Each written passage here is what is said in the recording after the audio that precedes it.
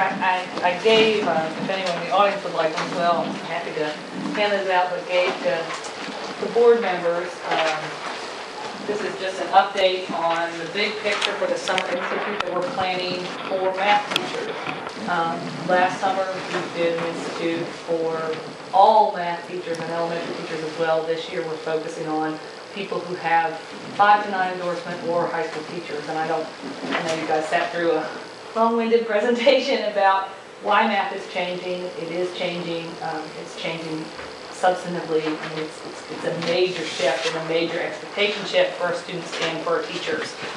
So in this summer institute, we're going to be trying to do 3 things. Number 1, look at these Glencoe texts carefully, see where our old curriculum overlaps with the new curriculum that we're going to be implementing in 9th grade for Math 1 next year. Identify collectively where the holes are. We're going to be actually doing some math.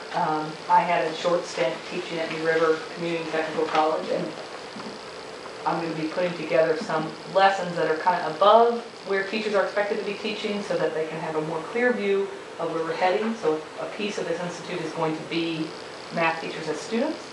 And then the biggest part of it is to research, write, and test big idea lessons. We already have a head start on that.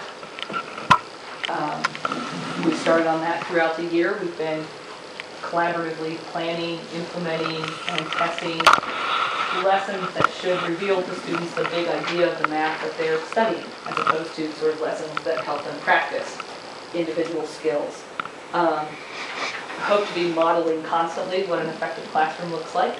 So we're going to be sort of held captive with one another and trying to be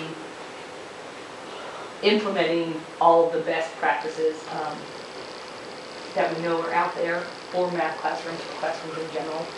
And finally, we're going to be sort of looking at these 6 critical areas that make up Math 1. And I have given you links to look at those. I know that we're not all math teachers, but you can follow those links if you'd like. And they're sort of up here as well. They're off of the Teach 21 website, and the beginning of the CSOs are actually mainly readable by normal folks. Once you get into them, itemized, they're kind of hard to look at, but the beginning are just the critical areas with the big ideas that this course is supposed to touch. And we're going to be practicing something that hasn't been happening in the past, which is to look at every math idea as a picture, as a graph, as sort of an algebraic representation, as words written and talking. So that's kind of a practice to make this big shift that needs to happen, and that you guys have been hearing lots about the Common Core. I put a couple things up here that are also links on your paper that I've handed out to you. One is just looking at those next generation CSOs. And then the other 2 are, here's our goal. So this institute, as opposed to just being a training institute, is going to be a creative institute. And at the end of the day, what we're going to have is a working live document to be the curricular guide for Math 1. We're not going to be able to use the textbooks that we have right now. We are going to be handed from the State Department some lessons that are already packaged and built.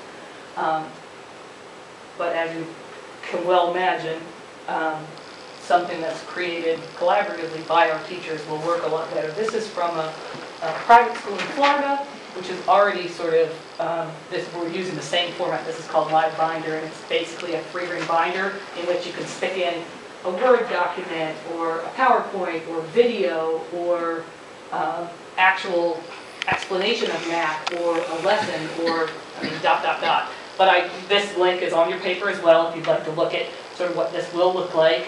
There's little tabs, there's little sub-tabs, each of which brings up a live version, kind of Texas Instrument interactive stuff. And then you might click on a different one and you have your cool math practice problems. And then you have, we don't have Hopsmarty, but we have something similar to that.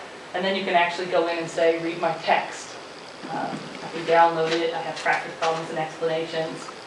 Somebody spent an epic amount of time on this one, and there's stuff out there that we're gonna borrow from, within copyright laws. But we need some time to look at the wonderful stuff that's out there and build some of it ourselves. this is what exists right now for Pocahontas County, and everything here was made, that's the last link, made by teachers in Pocahontas County. And this went with us to WVCTM, where we had a great first presentation there. So I just wanted to give you a vision of what our end product will look like. That's what people will be, teachers and students and parents will have a resource at home for Math 1 next year at the end of this process.